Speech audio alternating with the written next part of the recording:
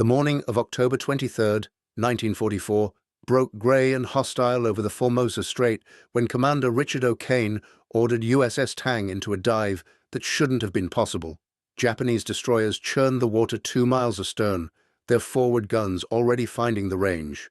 O'Kane's exec, Lieutenant Murray Frazee, watched the depth gauge with mounting dread as precious seconds ticked away. 58 seconds since the order. 59. The Tang's bow angled downward with the agonizing slowness of a creature wounded and dying. 63 seconds. They were still visible from the surface, still vulnerable, still dead if those destroyers closed another half-mile before the Tang reached the safety of deep water. Frazee had watched this nightmare scenario play out in his mind 100 times during the Tang's 4 previous war patrols. Every submarine officer understood the brutal mathematics of dive time. A surfaced submarine detected by enemy warships had perhaps 90 seconds before depth charges began falling. The problem was that American fleet boats needed 60 to 70 seconds just to get below periscope depth, and that assumed everything went perfectly.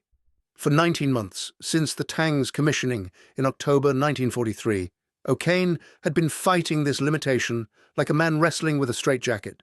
The Ballast-class submarine was magnificent in most respects. 311 feet of welded steel, capable of diving to 400 feet, armed with 10 torpedo tubes, and a crew trained to reload them faster than any other boat in the Pacific. But when enemy escorts appeared on the horizon after a torpedo attack, when the time came to vanish before counterattack arrived, the Tang dove with the urgency of a drowning elephant. The United States Navy's submarine force had entered World War II with doctrine developed during peacetime, when dive times were measured during controlled training exercises with stopwatches and clipboards. Fleetboat commanders practiced crash dives until their crews could execute them smoothly, efficiently, and by the book. The procedure was elegant in its precision. Lookouts would tumble down the bridge hatch. The officer of the deck would sound 2 blasts on the diving alarm. The diving officer would flood negative and bow buoyancy tanks while opening main ballast tank vents. Bow and stern planes would be set to full dive. The engines would secure, and electric motors would engage. 65 to 70 seconds later, if everything went according to plan and the crew performed flawlessly, the submarine's hull would slip beneath the waves at periscope depth. The doctrine assumed that 70 seconds would be fast enough. It assumed that submarine commanders would attack from positions that provided adequate escape time. It assumed, fundamentally, that the enemy would behave predictably and that mathematics would remain forgiving. If you're enjoying this deep dive into the story, hit the subscribe button and let us know in the comments from where in the world you are watching from today. The assumptions shattered against Pacific combat reality, like porcelain against concrete. Japanese destroyer captains, unlike their American counterparts, had spent the 1930s preparing obsessively for night surface combat. Their crews trained until they could execute complex maneuvers in complete darkness, relying on discipline and practice rather than radar, which they largely lacked. When an American submarine attacked a Japanese convoy and then attempted to dive, those destroyer captains knew exactly how long they had to close the distance before their target disappeared. They timed American submarines carefully during earlier encounters, noting that the boats needed approximately a minute on the surface before diving. Japanese tactical doctrine evolved accordingly. Upon detecting a submarine attack, destroyer screens would immediately launch toward the estimated attack position at maximum speed, closing inside torpedo range before the American boat could submerge. If they arrived within 60 seconds, they had a surface target. If they took 70 seconds, they faced a diving submarine whose exact depth remained uncertain, but was probably shallow enough for ramming.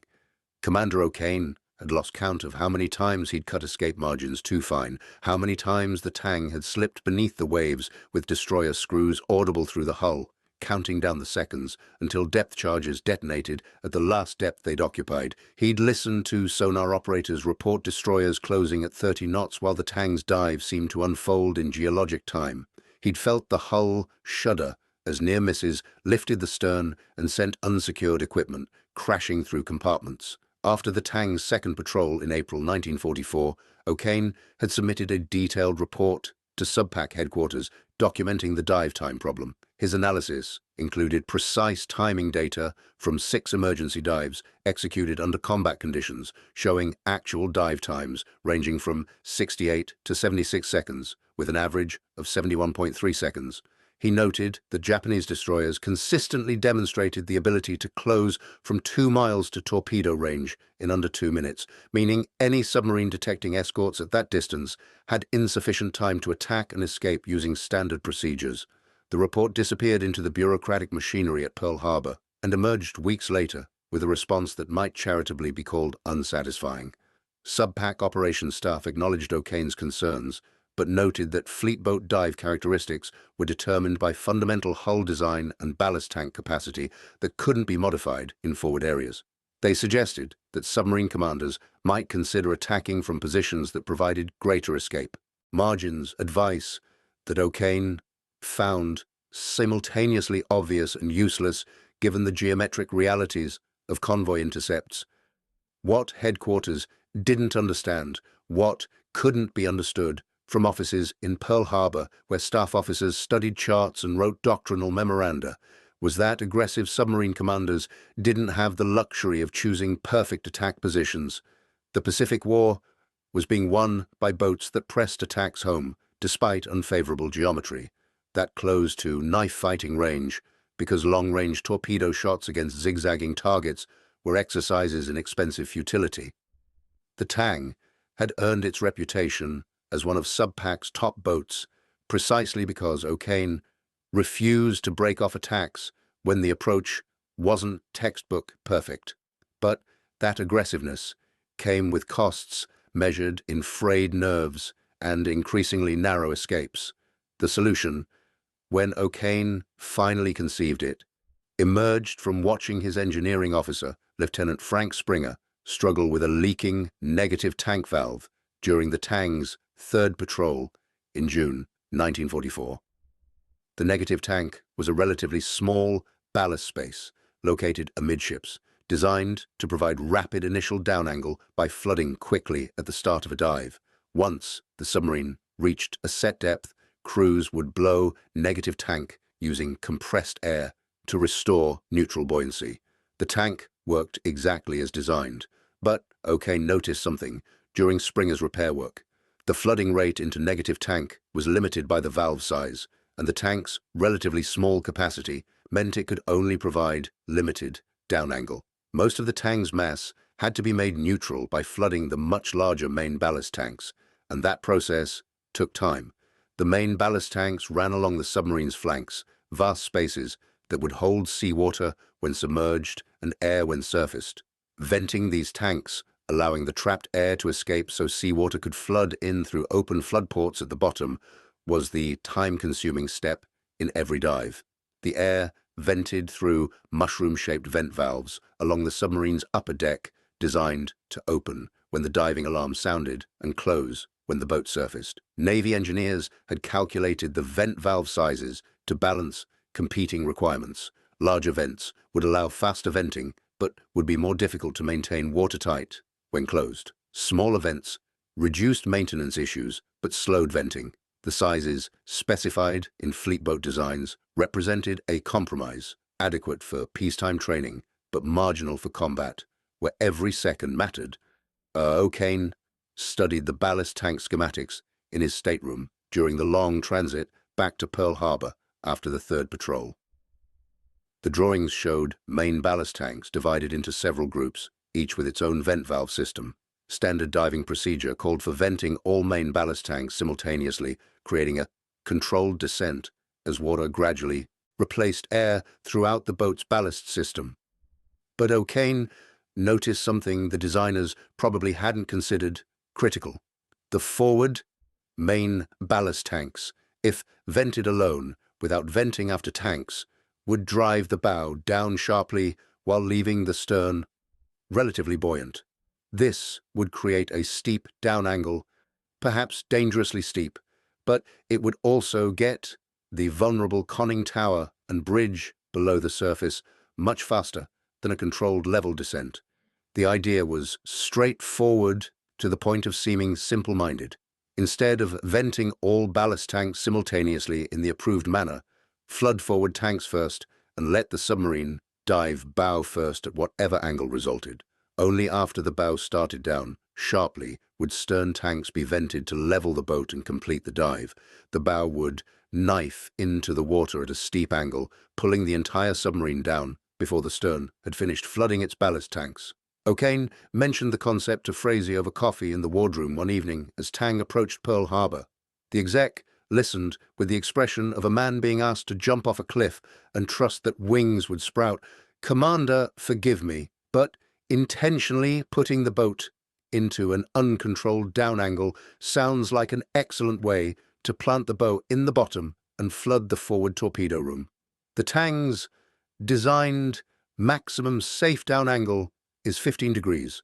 What you're describing could hit 30 degrees or more before we level out." O'Kane had anticipated this reaction. It was the same objection he'd raised in his own mind when the idea first occurred to him.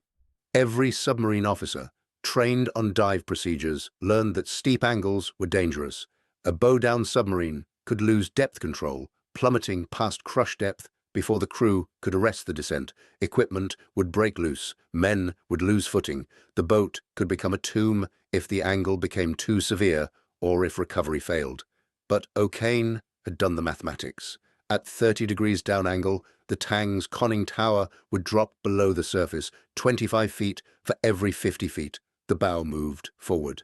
That vertical distance would be covered in perhaps 10 seconds once the bow started dropping. Compare that to the current dive profile, where the entire boat descended at a gentle 5-degree angle, taking nearly a minute to get the bridge underwater. The steep angle was unorthodox and uncomfortable, but it was also much faster. "I'm not proposing we do this blind," O'Kane told Frazee. "We'll practice it first during a training period. Start with a moderate angle and work up gradually. If it proves unsafe or uncontrollable, we stop. But if it works, if we can cut dive time significantly, it could save the boat during our next patrol." Frazee considered this. He'd served under O'Kane long enough to recognize when the commander had committed to a course of action. The question wasn't whether they would attempt this crazy maneuver, but whether Frazee would be part of refining it or simply executing it when ordered. He chose the former. "We'll need the diving officer completely on board," Frazee said finally, "and the chief of the boat will have to prepare the crew. If we're going to put the Tang through angles that could send everything not bolted down sliding forward, people need to be secured and expecting it." O'Kane nodded. "We brief the officers first, get their input on procedures, then we bring in the chiefs and senior enlisted. This only works if everyone understands what we're attempting and why. No one gets surprised by a 30-degree down angle in combat." The Tang entered a scheduled 10-day refit period at Pearl Harbor on July 18, 1944. While shipyard workers attended to mechanical repairs and equipment upgrades, O'Kane gathered his officers in the wardroom to explain his unconventional diving proposal. He'd prepared carefully, bringing detailed diagrams showing ballast tank configurations and timing estimates for various dive profiles.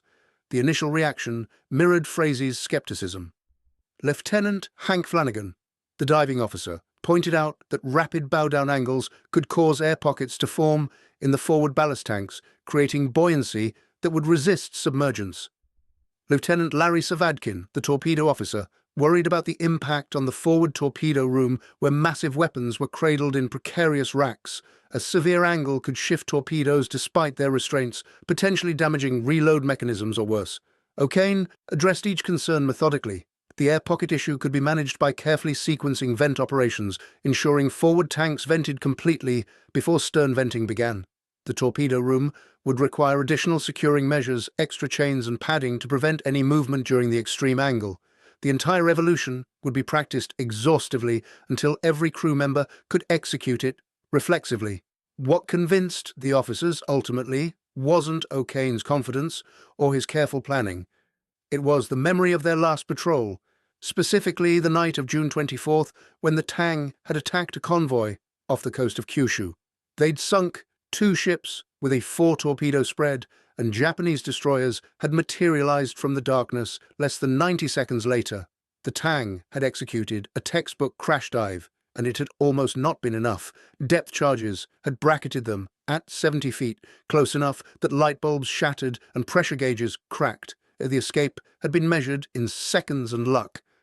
Lieutenant Flanagan broke the silence that followed O'Kane's presentation. "I calculate we could potentially reduce dive time by 20 to 30 seconds if this works as proposed. That's the difference between getting hammered at shallow depth and being deep enough that depth charges become less effective." His voice carried the weight of someone doing mental arithmetic about survival. "I'm willing to try it under controlled conditions." The other officers fell in line. They trusted O'Kane, who'd brought them through 4 patrols with the Tang, establishing itself as one of the most successful submarines in the Pacific. If the commander believed this unorthodox technique could improve their survival odds, they'd master it regardless of how uncomfortable the execution might be. Training began on July 22nd. In the relatively calm waters north of Oahu, O'Kane took the Tang out with a skeleton crew supplemented by several observers from subpack operations staff whom he'd invited specifically to document the trials. The observers arrived expecting to witness either an embarrassing failure or a minor refinement to existing doctrine. They would witness neither. The morning started with O'Kane gathering the entire crew on deck before diving trials commenced. He explained the rationale behind the modified procedure in terms that made the physics accessible even to the youngest sailors.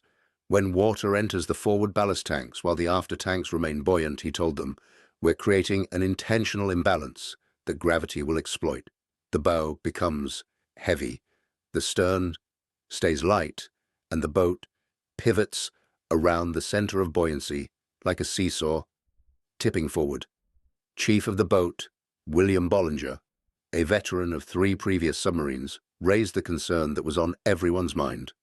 "Commander, I've been riding boats for 8 years. Every manual, every instructor, every experienced diving officer I've worked with has emphasized that steep angles are dangerous. We're trained to maintain controlled descents. What you're proposing contradicts everything I've learned about safe submarine operations." O'Kane had expected this objection because it reflected his own initial hesitation. "You're absolutely right, Chief. Under peacetime conditions, what I'm proposing would be reckless. But we're not operating under peacetime conditions." He gestured toward Pearl Harbor's entrance, where the rusting superstructures of sunken battleships remained visible. The Japanese aren't following peacetime rules. Their destroyers are fast, aggressive, and getting better at timing their attacks to our dive characteristics. We can either maintain doctrine and accept casualties, or we can adapt and survive. The chief considered this, then nodded slowly. Adaptation had become the Pacific submarine force's defining characteristic. Boats that clung to pre-war doctrine tended to return with damage reports and reduced crew complements, if they returned at all. "Understood, sir. The crew will execute whatever procedure you order. But they need to understand why we're doing it and what to expect when that deck tilts 30 degrees. O'Kane spent the next 40 minutes walking through the procedure step by step. He explained which personnel needed to brace, where, which equipment needed additional securing, and what the dive would feel and sound like when executed. He emphasized that the steep angle would last only seconds, not long enough to cause genuine danger, but long enough to feel alarming if crew members weren't mentally prepared. Lieutenant Springer, the engineering officer, had worked with the torpedo room crews to install additional restraining chains on the reload torpedoes stored in the forward compartment. Each Mark 14 torpedo weighed over 3,000 pounds, and at 30-degree down angles, that mass would want to roll forward despite its cradle. The reinforced chains, tested to handle forces well beyond what they'd experience, provided a safety margin that made Springer confident the weapons wouldn't shift dangerously. The first practice dive followed standard procedure to establish a baseline. O'Kane ordered a crash dive with full execution, and the crew performed flawlessly. Lookouts tumbled down the bridge hatch 3 seconds after the diving alarm. Flanagan's voice barked orders from the control room. Main ballast tank vents snapped open. The boat angled down and slipped beneath the surface at precisely 67 seconds, a respectable time that would have earned commendations during peacetime training evaluations. One of the subpack observers, Lieutenant Commander Robert Rice from the Operations Analysis Section, noted the time on his clipboard and commented to his colleague that 67 seconds represented excellent crew performance. Most fleet boats averaged 72 to 75 seconds in actual practice. If this was what O'Kane wanted to improve upon, Rice thought, the commander was chasing marginal gains that probably wouldn't matter much operationally. O'Kane surfaced the Tang and let the crew catch their breath. The evolution had taken 12 minutes to execute from dive to surfacing, well within normal parameters. Rice watched O'Kane move through the boat, speaking quietly with various crew members, checking their mental state and readiness for what came next. The commander had a reputation for caring about his men's well-being, and Rice could see why. O'Kane treated his crew as partners in experimentation, rather than mere executors of orders. Then O'Kane gathered everyone in the control room for a briefing on what would happen next. The compartment filled with sailors, some standing on ladders or peering through hatches from adjacent spaces. The Tang would attempt a dive using modified ballast tank venting sequence, O'Kane explained. Forward main. Ballast tanks only would vent initially, creating a steep bow-down angle. Stern tanks would vent approximately 5 seconds later to level the boat and complete the submergence. The resulting angle would be considerably steeper than standard procedure. He paused, making eye contact with key personnel scattered throughout the space. The bow might drop 30 degrees or more. That's going to feel wrong. It's going to feel dangerous. Resist the instinct. To fight it, let the bow drop. Trust the procedure. We'll practice this repeatedly until it becomes routine.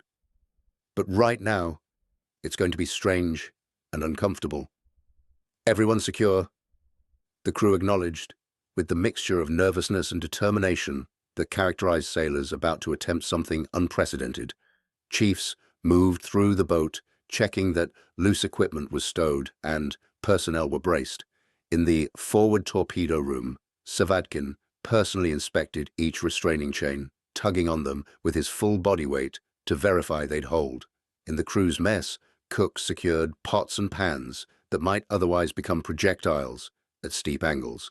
In the after battery compartment, electricians double-checked that battery cell connections could handle the unusual attitude without breaking loose. Flanagan positioned himself at the diving station, hands ready on the ballast control manifold, where he could manipulate individual tank vents rather than opening them all simultaneously. He'd studied the valve arrangement for hours, memorizing the sequence he'd need to execute. Forward main ballast tanks comprised tanks 1 through 4 located in the bow section and under the forward torpedo room. Stern main ballast tanks, numbers 5 through 7, ran along the after sections. In normal operations, Flanagan would open all vents simultaneously with a single lever pull. Today, he'd manipulate them individually, creating the imbalance that O'Kane's concept required. The diving officer had discussed the procedure extensively with O'Kane during the transit from Pearl Harbor. Flanagan understood the physics conceptually, but executing it was another matter entirely. He'd be deliberately creating a condition that every instinct and years of training told him to avoid. The steep angle would concentrate water mass in the forward sections, while the stern remained light, creating a pivot point somewhere amidships. If he mistimed the stern tank venting, if he allowed the angle to become too severe before flooding after tanks, the Tang could nose down past safe limits and potentially plunge beyond control depth before recovery. But Flanagan also remembered the depth charge attack during their last patrol. Remembered the helpless feeling of knowing the Tang needed to be deeper but couldn't get there fast enough using conventional procedures. If this technique worked, it would give him a tool to protect his shipmates. That possibility outweighed the discomfort of violating standard doctrine. O'Kane climbed to the bridge with his lookouts, feeling the tropical wind and tasting salt spray. The ocean stretched empty in all directions, deep blue water under scattered clouds.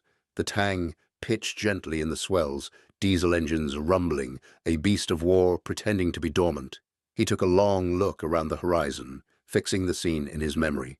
What they were about to attempt would either validate months of thinking and planning, or it would prove that the approved procedures existed for good reasons and shouldn't be modified by commanders with more ambition than sense. Below, in the control room, Rice positioned himself where he could observe the depth gauges, angle indicators, and Flanagan's actions simultaneously. His stopwatch sat ready in his hand. Whatever happened in the next minute would become part of his report to Admiral Lockwood, influencing whether this technique spread through the fleet or died as an interesting but impractical idea from an aggressive commander who'd finally pushed too far. 2 blasts on the diving alarm shattered the calm, the klaxon's urgent voice echoing across the water. Lookouts scrambled down the hatch with O'Kane right behind them, dogging the hatch shut as his feet hit the conning tower deck. Below, in the control room, Flanagan's training took over, but he deviated from standard procedure in the critical moment. Forward main ballast tank vents only, he called, his hand moving across the manifold with deliberate precision. His fingers found the controls for tanks 1 through 4 and pulled. The tank vents forward of amidship snapped open with a hydraulic hiss that seemed louder than usual in the tense silence. For perhaps 2 seconds, nothing unusual happened. The Tang's bow started angling down in what felt like a normal dive profile. The depth gauge needle began its clockwise rotation, showing 5 feet, 10 feet, 15 feet. Then physics asserted itself with shocking violence. What happened next felt like the ocean had reached up and grabbed the Tang's bow with a giant fist, yanking it downward with malicious intent. The deck tilted forward with speed that made several crew members gasp audibly. 20 degrees of down angle appeared in 3 seconds. 25 degrees followed almost instantly. 30 degrees, and the angle continued increasing. Men grabbed stanchions and handholds, their bodies leaning backward at angles that would have been impossible to maintain without support. The Tang wasn't diving, it was plunging, its bow knifing into the water like a harpoon thrown from the surface. In the forward torpedo room, Savadkin braced himself against the bulkhead and watched his torpedoes strain against their reinforced chains. The massive weapons groaned as thousands of pounds of weight shifted forward, held in place only by the additional securing measures he'd insisted upon. Without those chains, Savadkin realized with cold clarity, at least one torpedo would have broken loose and crushed whoever stood in its path. The preparation that had seemed excessive during installation now appeared barely adequate. In the crew's mess, a coffee cup that hadn't been properly secured slid off a table and shattered against the forward bulkhead. The sound, sharp and alarming. A sailor muttered something that might have been a prayer or might have been profanity. The words lost in the groaning of the hull as stressed metal protested the unusual loading. The Tang's frame had been designed to handle external water pressure, not internal weight distribution. This extreme. In the control room, Flanagan watched his angle indicator with growing alarm. 32 degrees down angle, 34 degrees. Still increasing. The depth gauge needle spun faster than he'd ever seen it move. 20 feet, 30 feet, 40 feet. They were dropping through the water column with frightening rapidity. The conning tower had already submerged, barely 15 seconds into the dive. At this rate, they'd pass 100 feet within 30 seconds, far faster than the hull's internal systems could equalize pressure. But the angle was still increasing. 36 degrees, Flanagan felt sweat break out on his forehead despite the control room's cool temperature. This was beyond anything they'd discussed. At 40 degrees, the Tang would be diving nearly straight down, and he wasn't certain the stern tank's venting would be sufficient to arrest such an extreme attitude. His hand moved toward the stern tank vent controls, anticipating O'Kane's order. Yet O'Kane's voice remained calm, almost conversational. "Stern tanks now, Mr. Flanagan. Execute." The timing was perfect. Flanagan's hand moved across the manifold, opening vents for tanks 5 through 7. He heard the distinctive rush of air escaping from the after ballast tanks, a sound like a distant waterfall. Water flooded into the previously buoyant stern spaces, adding weight where it was needed to counteract the bow's downward momentum. The effect wasn't instantaneous. For 3 long seconds that felt like 3 hours, the Tang continued its precipitous descent at 36 degrees down angle, 50 feet depth, 55, 60.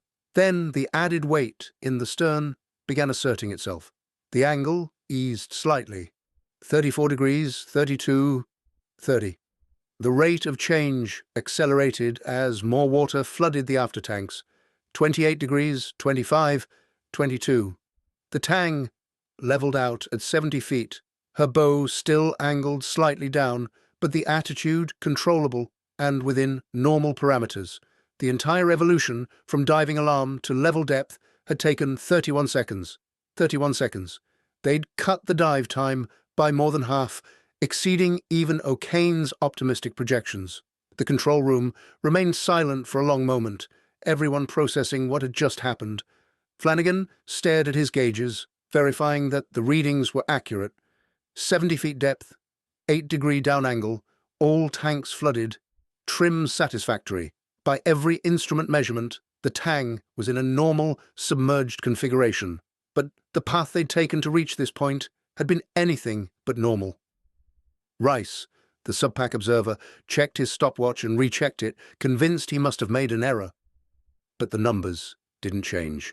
31 seconds from dive alarm to periscope depth.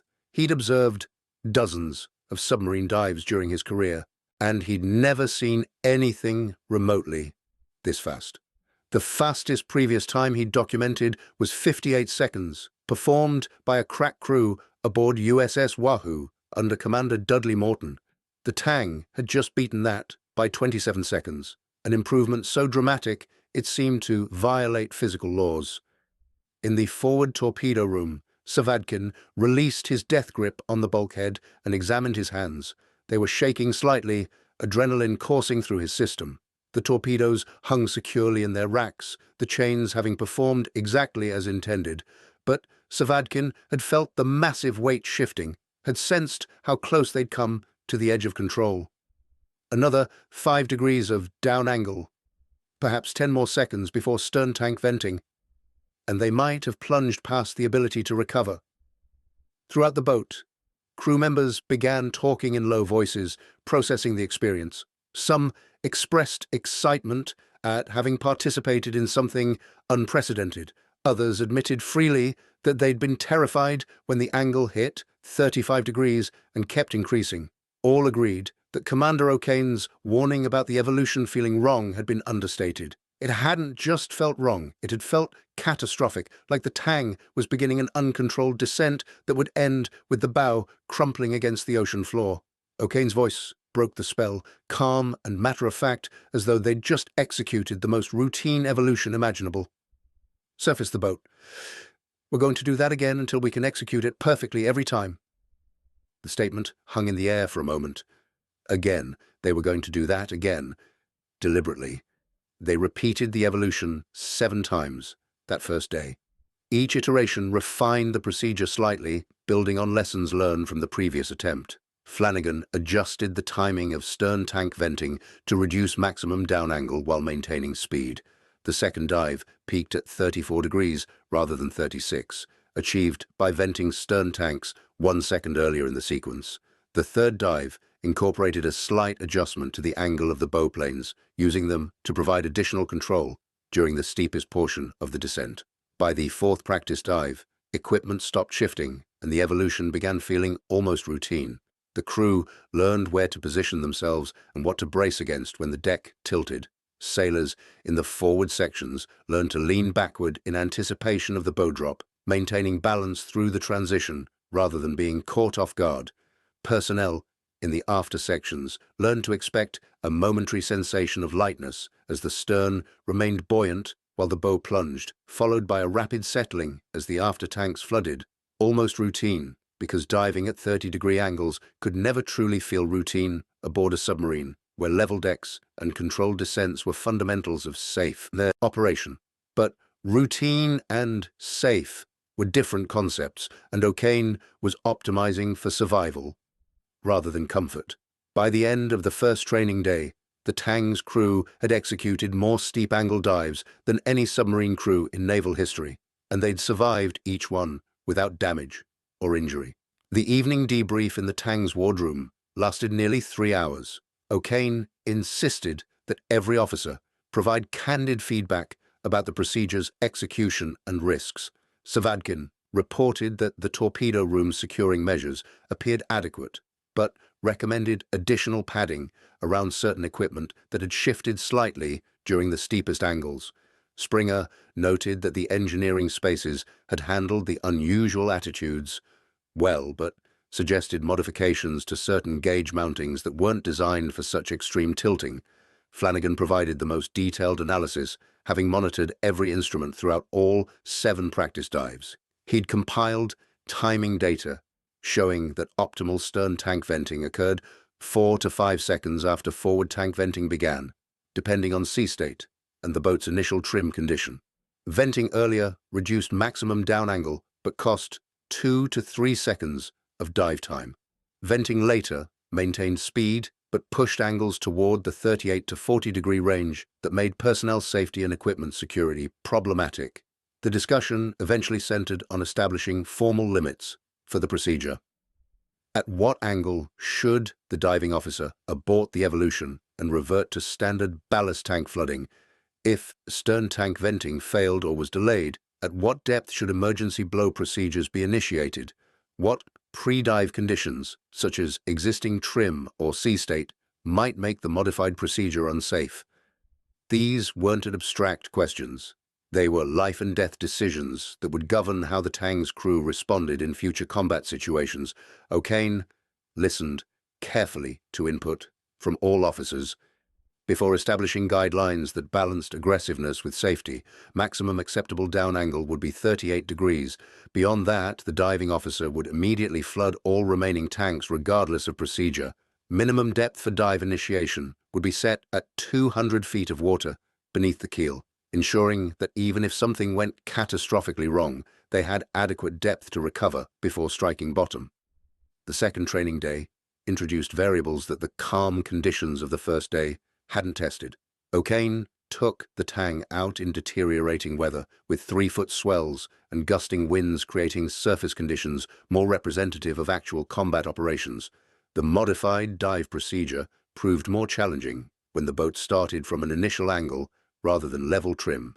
Flanagan had to compensate for the submarine's pitching motion, timing his tank venting to coincide with the moment when the bow was rising on a swell, allowing gravity to assist rather than fight the plunge. They also practiced the evolution at night, with only red-filtered lighting in the control room to preserve night vision. The psychological impact of executing steep dives without being able to see the horizon or judge the boat's attitude visually proved significant. Several crew members reported increased anxiety during night practice dives, finding it more difficult to trust the procedure when they couldn't visually confirm the Tang's orientation relative to the sea surface. By the third training day, O'Kane introduced the most critical test, executing the modified dive as part of a simulated combat scenario. He positioned the Tang on the surface, as though conducting a night attack on a convoy, with lookouts scanning for targets and the boat configured for rapid response.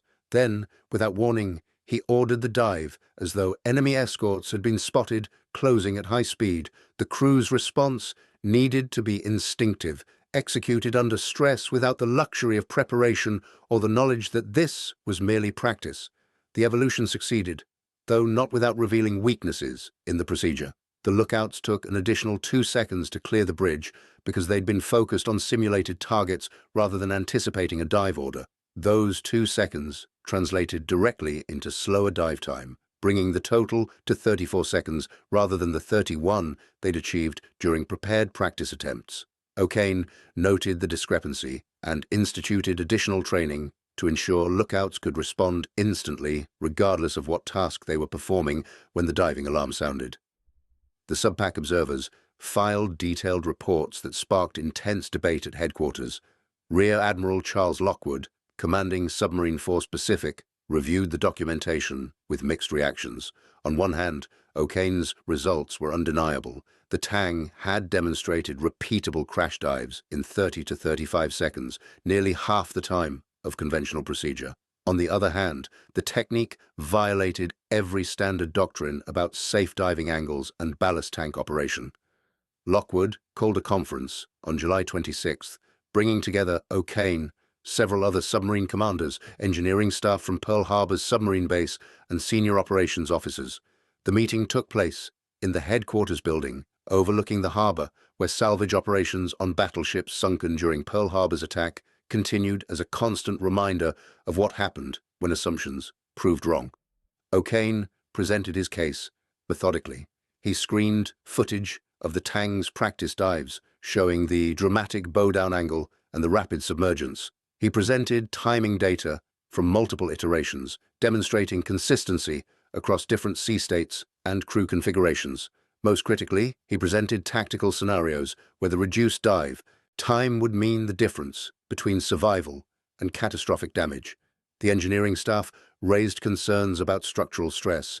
Fleet boats weren't designed for repeated steep-angle operations. The hull could handle it occasionally. But what about cumulative stress after dozens or hundreds of these extreme dives? O'Kane acknowledged the question, but noted that cumulative stress was irrelevant if the boat got sunk on its next patrol using conventional dive procedures. Commander Edward Beach, commanding USS Trigger and one of the Pacific Fleet's most experienced submarine officers, spoke up from the back of the room. "I've been in the exact situation," Commander O'Kane describes. "Enemy escorts closing faster than we could dive. Standard procedure nearly got us killed on 2 separate occasions." He paused, choosing words carefully. This technique is uncomfortable and unconventional, but so is submarine warfare in general. If it provides even 10 seconds of additional margin, that could save dozens of boats and hundreds of lives over the remainder of the war. The debate continued for nearly 3 hours before Admiral Lockwood made his decision. He would authorize O'Kane to employ the technique operationally aboard the Tang, but it would not become mandated fleet-wide doctrine. Other submarine commanders could adopt it voluntarily after observing the Tang's results, but Lockwood wouldn't order boats to execute maneuvers that their commanders weren't comfortable with. It was a compromise that satisfied no one completely, but allowed the innovation to proceed. The Tang departed Pearl Harbor on August 31st, 1944, for what would become her 5th war patrol. The boat's destination was the waters off the western coast of Formosa, where Japanese convoy traffic remained heavy. Despite mounting losses, intelligence indicated that enemy escorts in this area had become particularly aggressive, often pursuing surfaced submarines with determination that bordered on recklessness. It was, in other words, exactly the environment where O'Kane's diving technique might prove essential. The patrol began quietly, with several days of fruitless searching. The Tang covered hundreds of miles, surfacing at night to recharge batteries and search visually for targets that radar might miss. On September 6th, they detected a small coastal convoy, 3 cargo ships, with a single destroyer escort. O'Kane positioned the Tang for attack, closing to 1,500 yards, before firing a spread of 4 torpedoes. 2 struck home, sending a cargo vessel to the bottom in less than 3 minutes, but the destroyer reacted with startling speed, turning toward the Tang's position and accelerating to flank speed. O'Kane didn't hesitate. "Dive," he ordered, his voice carrying through the boat. "Execute modified procedure." Flanagan's hands moved across the ballast control panel with the precision of a pianist. Forward vents only opened first. The Tang's bow dropped. Like a stone, the deck tilting to 30 degrees in seconds. Men braced automatically. The movement, now familiar after weeks of practice. Stern vents opened precisely on schedule. The angle eased as the after-tanks flooded. 28 seconds after the diving alarm, the Tang's bridge slipped beneath the waves. The destroyer passed overhead. 40 seconds later, its propellers thrashing the water where the Tang had been. If the submarine had used standard procedure, taking 60-plus seconds to dive, The destroyer would have arrived while the bridge was still exposed, close enough for ramming or point-blank gunfire into the conning tower. In the control room, Frazee caught O'Kane's eye and nodded silently. The technique worked. It worked under combat conditions with a hostile destroyer bearing down, and it had bought them the margin they needed. That margin would prove necessary repeatedly over the following weeks.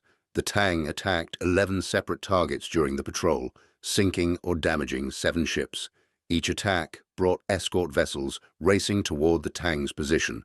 Each escape required the rapid dive that O'Kane's unorthodox ballast procedure enabled. By mid-September, the crew had executed the modified dive 23 times under actual combat conditions. The procedure had become so routine that sailors barely noticed the extreme angles anymore. What had seemed dangerous and radical in July now felt like standard operating procedure, the normal way submarines dove when people were trying to kill them. If you find this story engaging, please take a moment to subscribe and enable notifications. It helps us continue producing in-depth content like this. Other submarine commanders began taking notice, and their interest went beyond mere curiosity. Radio messages between boats included informal queries about the Tang's diving performance, phrased carefully to avoid revealing classified information over channels that Japanese forces might monitor. Patrol reports filed by boats operating in the same waters mentioned observing the Tang submerge with unusual rapidity during joint operations, the careful language masking genuine astonishment at what they'd witnessed. Sub-PAC headquarters received multiple inquiries from submarine commanders requesting detailed information about O'Kane's technique and authorization to implement it on their own boats. Commander Eugene Fluckey, commanding USS Barb and known throughout the fleet for his own aggressive tactics, sent a message directly to O'Kane asking for technical specifications of the ballast venting sequence. Fluckey had survived several close encounters with Japanese escorts and immediately recognized the value of anything that reduced dive time, even marginally.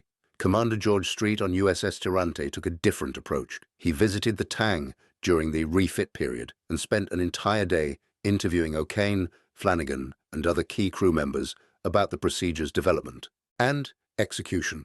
Street was known for methodical analysis, and he approached the diving technique like an engineering problem to be understood completely before implementation. He asked detailed questions about failure modes, about what happened if stern tank venting was delayed or if the diving officer lost situational awareness during the extreme angles. Street's questions revealed potential vulnerabilities that O'Kane hadn't fully considered. What happened if the submarine executed the steep dive in shallow water where bottom depth provided insufficient margin for error? How did the procedure adapt to boats with different ballast tank configurations or trim characteristics? The Tang was a Ballast-class boat, but would the same technique work on older Gato-class submarines with slightly different hull geometry? These discussions led to refinements that improved on O'Kane's original concept. Street suggested modifying the flood valve sequencing to reduce maximum down angle slightly while maintaining most of the speed advantage, an insight based on his own boat's ballast characteristics. Commander Reuben Whitaker on USS Flasher proposed training drills that better prepared crews for the severe angles, including practice evolutions, where crew members deliberately created equipment securing failures to test whether the boat remained controllable despite loose gear shifting forward. Admiral Lockwood, convinced by the Tang's combat results and the growing enthusiasm from submarine commanders who understood the tactical implications, issued a fleet-wide notice in late September describing the modified ballast procedure and authorizing its voluntary adoption. The notice was careful in its language, emphasizing that commanding officers should implement the technique only after thorough training and should ensure their crews understood the risks of steep diving angles. The authorization came with detailed technical appendices prepared by Sub-PAC's Operations Analysis section. These appendices included recommended venting sequences for different submarine classes, suggested training progressions to build crew confidence gradually, and safety guidelines for maximum angles and minimum depths. The documentation represented an unusual fusion of formal naval procedure and field-developed innovation, with headquarters essentially codifying and blessing tactics that had emerged from operational necessity rather than laboratory testing. Within weeks, dozens of submarines were practicing the rapid dive during refit periods between patrols. Each boat adapted the basic concept to its specific characteristics. USS Wahoo, under Commander Richard O'Kane's close friend and mentor, Dudley Morton, achieved 33-second dive times using a variation that vented forward tanks in 2 stages rather than all at once, providing finer control over the rate of angle increase. USS Harder, under Commander Samuel Dealey, developed a modified version that maintained level trim, longer, before initiating the bow plunge, reducing maximum angle to 28 degrees, but still achieving 40-second dive times, a significant improvement over standard procedure. The technique spread through the fleet with the organic enthusiasm that marked truly useful innovations. Commanders who'd experienced close calls with enemy escorts embraced it immediately, seeing in O'Kane's procedure a tool that addressed their most persistent vulnerability. More conservative captains tested it cautiously, eventually adopting modified versions that suited their comfort levels and operational needs. But not every submarine commander accepted the new doctrine. Several experienced captains, particularly those who'd survived the war's early years using conventional tactics, viewed the steep angle diving as unnecessarily risky. They argued that improved lookout discipline and better tactical positioning could provide adequate warning time for standard dives, making dangerous modifications to ballast procedures unnecessary. A few commanding officers explicitly rejected the technique, instructing their crews to maintain traditional dive procedures regardless of circumstances. This resistance created an unintentional experiment in tactical effectiveness. By November 1944, approximately 30% of Pacific Fleet submarines had implemented some version of O'Kane's ballast procedure, while 70% continued using standard techniques. The operational data that accumulated over subsequent months would provide definitive answers about which approach better protected crews and boats in combat conditions. By November 1944, approximately 30% of Pacific Fleet submarines had implemented some version of O'Kane's ballast procedure. The Japanese noticed but couldn't adapt effectively. Their destroyer tactics had been built around careful observation of enemy behavior patterns. Japanese destroyer captains kept meticulous logs, noting how long American boats remained visible after being detected. These observations had created a tactical framework that worked through 1943 and into early 1944. Japanese escorts knew they could close from 2 miles in approximately 90 to 100 seconds. American submarines needed 65 to 70 seconds to dive to periscope depth. This left adequate time for experienced crews to deliver attacks. But when boats started disappearing in 30 seconds, the comfortable margins evaporated. Destroyers found themselves arriving at attack positions to find empty ocean, the submarine already deep and beginning evasive maneuvers. Initial Japanese reports attributed these escapes to lucky timing, assumptions that allowed them to maintain existing doctrine without modifications. The reality became undeniable by October 1944.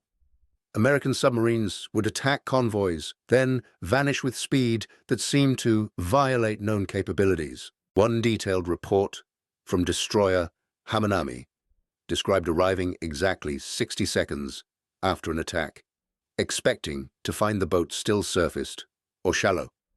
Instead, sonar placed the submarine already passing 100 feet depth, far deeper than should have been possible.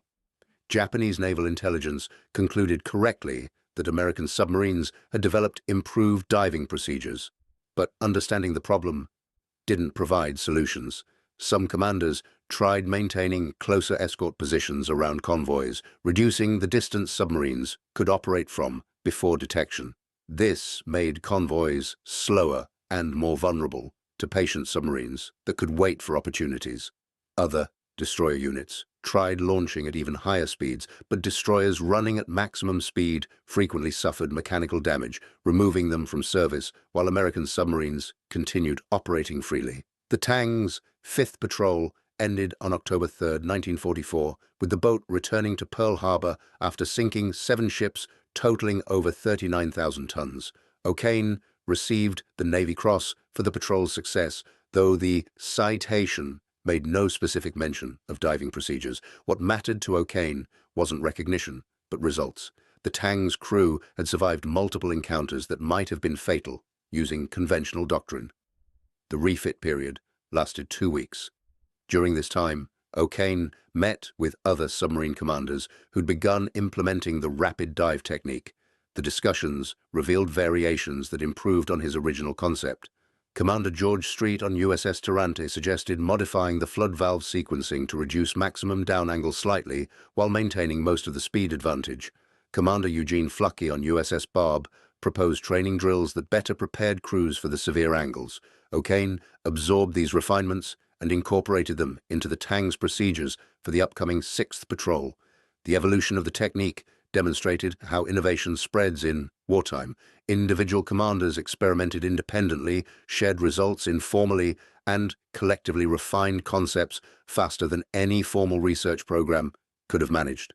The bureaucracy that had initially resisted O'Kane's proposal now found itself documenting and standardizing improvements that came from the fleet itself. The Tang departed on October 24, 1944, heading back to the Formosa Strait for what would become a patrol of legendary proportions and tragic conclusion. But the diving technique O'Kane had developed would outlive the Tang herself, spreading to nearly every American fleet submarine by war's end and saving countless crews in the desperate final months of the Pacific Campaign when Japanese forces fought with increasing desperation. The morning of October 23rd found the Tang stalking a large Japanese convoy in deteriorating weather. Heavy clouds obscured the moon and visibility alternated between barely adequate and completely blind, depending on passing squalls. O'Kane maneuvered the Tang into attack position, threading between escort vessels with the confidence born from multiple successful patrols. At 02:30 hours, he fired 6 torpedoes at 3 large cargo ships. 4 struck home, illuminating the night with explosions that silhouetted the convoy against flames climbing hundreds of feet into the air. But in the chaos of the attack, something went catastrophically wrong. The Tang's final torpedo, number 24, fired from the stern tubes, malfunctioned immediately after launch. Instead of tracking toward its target, it began curving back toward the Tang in a circular run, a nightmare scenario every submarine commander dreaded. O'Kane saw the torpedo's phosphorescent wake arcing back toward them and ordered emergency full speed ahead, attempting to outrun the erratic weapon. The Tang leaped forward, her electric motors screaming at overload capacity. For 20 seconds, it seemed possible they might escape. Then, the torpedo struck the Tang's stern at 02:35 hours, detonating with a blast that lifted the submarine's after section clear of the water. The explosion demolished the after torpedo room instantly, killing everyone stationed there. Water flooded into the maneuvering room and after battery compartment. The Tang's stern sank immediately, while the forward section remained momentarily buoyant, the submarine's hull breaking amidships and beginning to flood through ruptured bulkheads. O'Kane, on the bridge, when the torpedo struck, found himself thrown into the water as the Tang's forward section rolled and sank. Of the Tang's 87-man crew, only 9 survived the sinking, spending hours in the water before being captured by Japanese forces. The loss of the Tang devastated the submarine force. O'Kane's boat had been one of Subpac's most successful, sinking 33 ships across 5 patrols. But the diving technique he'd pioneered outlived the Tang and its commander. By war's end, in August 1945, the rapid dive procedure had become standard practice throughout the Pacific submarine fleet. Modified versions appeared in post-war submarine training manuals, and the fundamental concept that ballast tank venting could be sequenced for speed rather than controlled descent influenced submarine design for decades. Commander O'Kane survived Japanese captivity, though barely, and returned to the United States in September 1945. He received the Medal of Honor for the Tang's final patrol, specifically for his actions during the multiple attacks preceding the submarine's loss. In subsequent years, he wrote and spoke about submarine tactics, always emphasizing that innovation in combat often came from necessity rather than formal research programs. The story of O'Kane's diving technique illustrates how warfare drives rapid technological and tactical evolution. An idea that would have been dismissed as recklessly dangerous in peacetime became standard practice within months. Once combat demonstrated its effectiveness, the technique didn't require new equipment or extensive modifications. It simply required someone to question whether the approved procedure was actually the best procedure and then to have the courage to test an alternative despite institutional resistance. By 1945, according to post-war analysis compiled by the Naval War College, submarines employing rapid dive techniques reported a 23% reduction in damage from depth charge attacks compared to boats using conventional procedures. The difference stemmed from increased depth at the moment attacks commenced, providing additional crushing distance that made depth charges less effective. That percentage translated to dozens of boats saved and hundreds of lives preserved. The engineering concerns about hull stress proved largely unfounded. Post-war examinations of submarines that had executed hundreds of steep-angle dives showed no unusual structural damage. The fleet boat's welded construction handled the stress better than engineers had predicted. Another example of conservative design assumptions being exceeded by operational reality.